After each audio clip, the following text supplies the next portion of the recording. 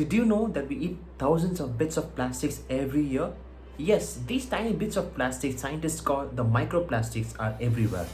They sit at the bottom of the sea, mix into beach sand, and blow in the wind. They're also inside us. These microplastics have been detected in the air, water, and even in some foods, making their presence in our body essentially inevitable. So, how does this happen? Well, let's see about it.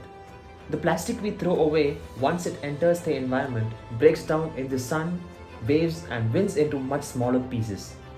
Microplastics are smaller than a quarter of an inch and only visible under a microscope.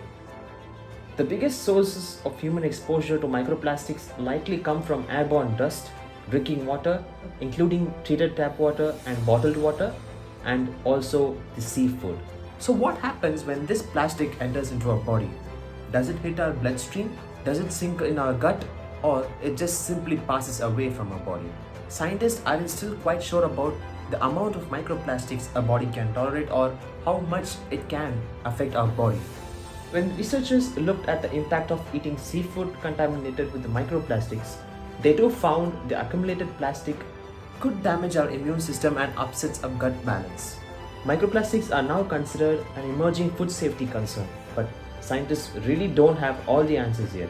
Research team also reviewed the amount of microplastics in wind and drinking water. People who meet their recommended water intake through tap water ingest an additional 4,000 plastic particles annually, while those who drink bottled water will additionally ingest 90,000 particles every year.